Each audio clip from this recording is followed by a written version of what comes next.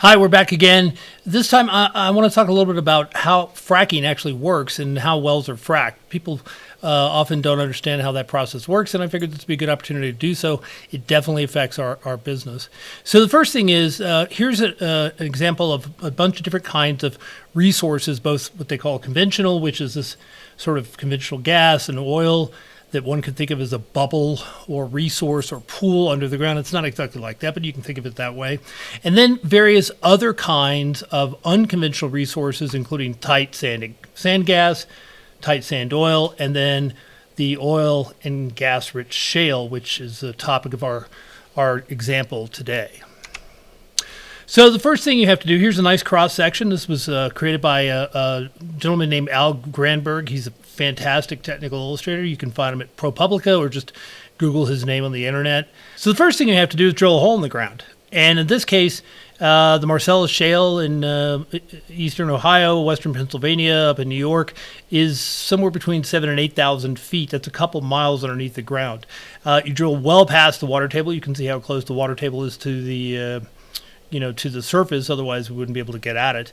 But you drill a hole in the ground, and then in the case of sand and shale, based on geologic surveys, you're going to make a turn. And in this case, we've got a right turn being made here. And that's so you can follow along the seam of shale. The next thing you have to do is bring in a ton of water, not just a ton, but somewhere between 2 and 8 million gallons of water. The water does a couple things. It carries what's called a propent down into the ground, which helps keep open the seams, but also it can be used at high pressure to actually fracture or frack, hydraulically frack the shale or sand that's down, way down in the ground there. And so water is brought in, mixed with the propent and a few chemicals so that it's nice and slippery.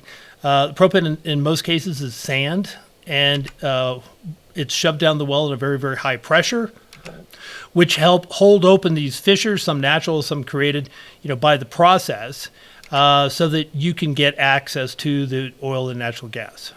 Then the water is taken back out of the well. They call this Frac Flowback, and again, we're not really keen to treat it because it's very difficult to treat. And also, the Frac Flowback can be used again to frack multiple wells. We're not really sure what's in fracking fluid. That's all very proprietary. And so it's difficult for us to treat something we don't understand.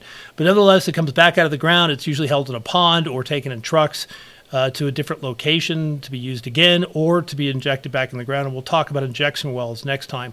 And then after about 30 days, you can start pumping out oil and gas. And they use very conventional looking, what they call a Christmas tree, which has a bunch of pipes coming out of the ground and pumps on top of it. And depending on the resource down there, this could be there for years or even decades.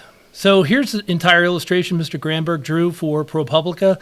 Again, I encourage you to check out his work. He's a fantastic technical illustrator, and we'll be using some of his other illustrations again in the future. Thanks.